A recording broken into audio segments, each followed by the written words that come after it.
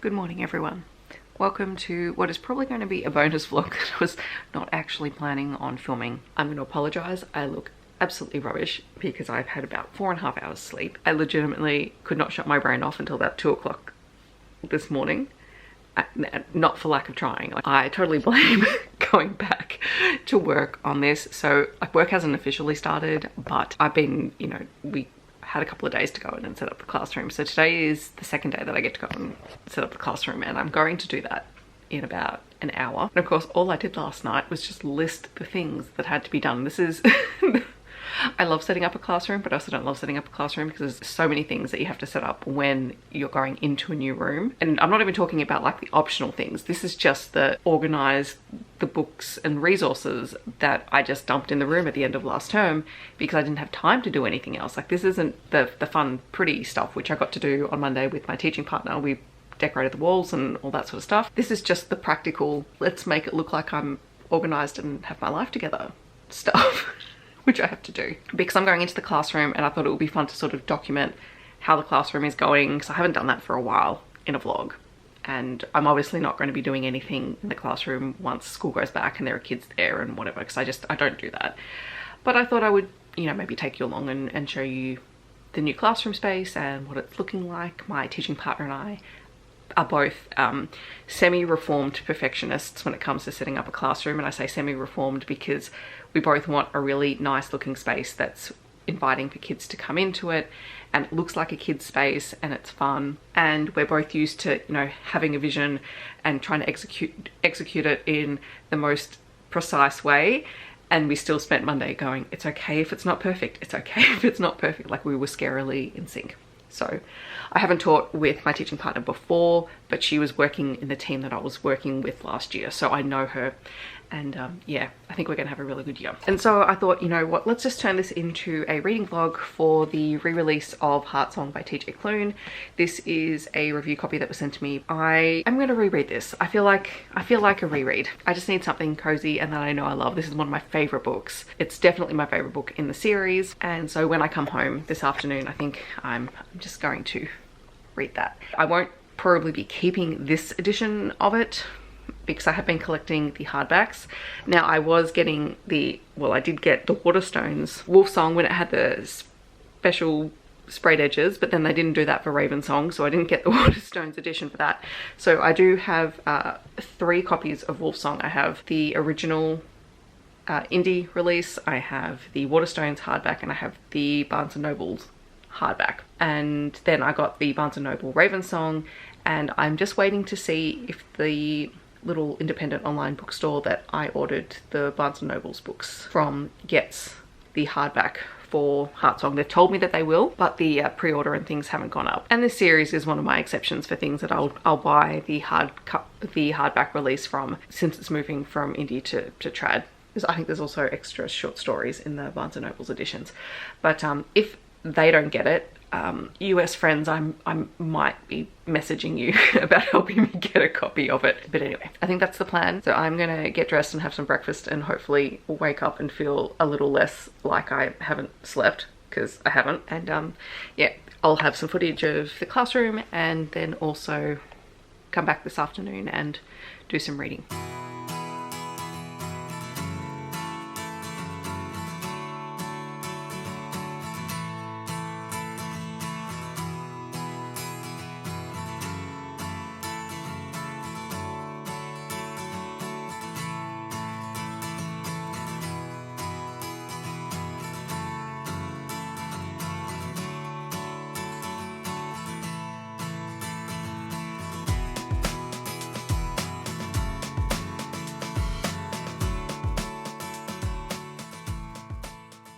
Hi guys, so I have finished in the classroom for today. You will have seen a little bit of footage. I didn't really take too much because honestly I got distracted by everything that I needed to do. And it's funny because I was looking at it because I took some footage when I walked in and then again at the end, and it doesn't really look like I've done all that much except maybe clear the tables, but I've actually done quite a bit in there today. I had quite a long list and a lot of them were just very small jobs.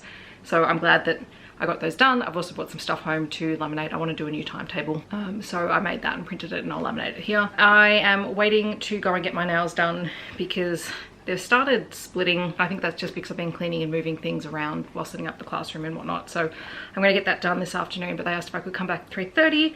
So I've got about 20 minutes till I have to leave. So I thought I would really quickly show you. I had some mail turn up. These are things that I ordered a little while ago, and I also went up to the op shop just to see if they had any more books, because they've clearly got a lot of books at the minute and they're changing out stuff pretty regularly, and they've got 50% off everything. So I got 3 for the classroom. There is a Patty Mills Game Day book, which I thought some of the kids would like. There was a Diary of a Minecraft Zombie book, which these are very popular, so figured I'd better grab that.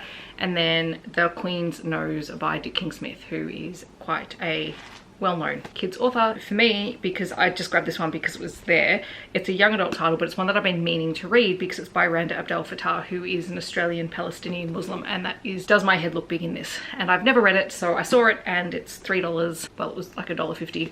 So I figured I'll grab it, and then that way I can read it at some point and then donate it back, because it's in really good condition and I won't do anything to it, but it just means I get to read it. I also ordered a few little bits and pieces from the book grocer because they had a bunch of Sally Rippon books for $3. $3? $3 or less. And considering that these can be anywhere from $7 to $10 each or more. There was another School for Monsters.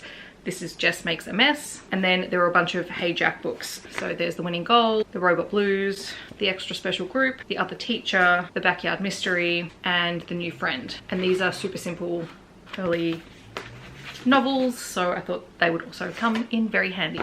And then the last thing is actually not books at all. I needed some little cup holders to put inside my pencil holders in the classroom, so I got a bunch of these because they're super sturdy plastic and they'll hold up really well. These are to hold grey lid pencils and scissors just so they don't lie in the tub, and will hopefully help the kids stay organised, but I don't know, we'll see how that goes. So I needed 10 of those, so I got 3 packs of 4. And then I got a fake Stanley Cup because it was like $15 or something like that, but it was hot pink. So we'll try this out later and see if it's worth it.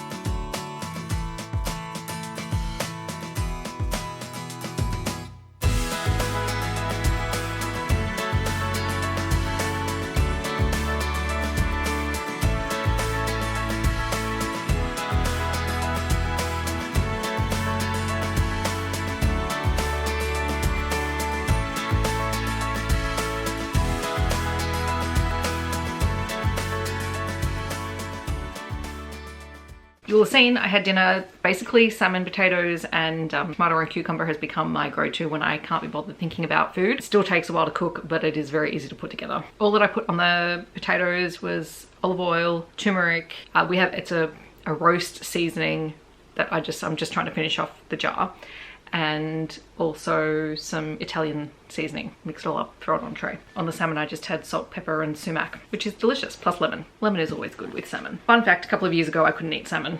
I'm really picky with fish.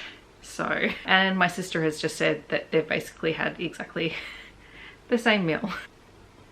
So that's the photo my sister just sent me. So after I did the potatoes and prepped everything else, I also prepped some bananas just to freeze in little individual bags for smoothies. I find I will make a smoothie if I can just literally grab and go things from the freezer. I had about 15 minutes left before everything else finished cooking, so I started reading the first couple of chapters of Heartsong, and I love this book so much. I'm only like 20 pages in, and I remember why this is one of my all-time favorite books. Like, this sits up there in my breaks my heart romances, like up there with the rest of the story and this. Like, those two just, they live rent-free in my brain. I'm gonna keep reading and I will update you throughout the book. And it's kind of weird because I know I'm not annotating this book, because all I've wanted to do as I've read is just keep adding tabs. I'm like, I'm not annotating this copy. I'm having to retrain my brain not to put page flags everywhere.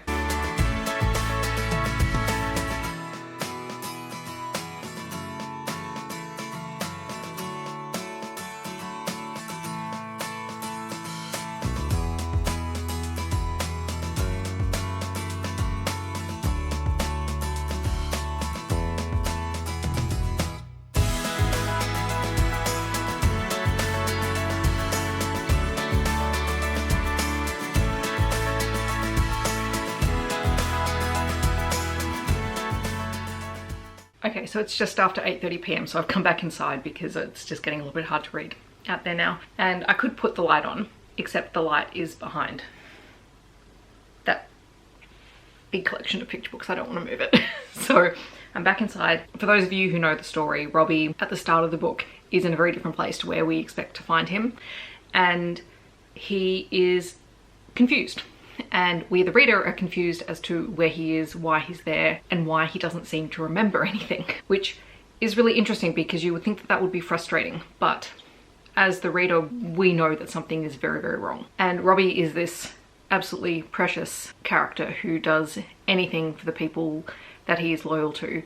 And so the fact that he's not where he's supposed to be is really upsetting. But he has just found his way back to the Bennett pack, and he still has no idea what's going on. He doesn't even know who he is and why he has a connection to them. Like, it's a lot. It's a lot.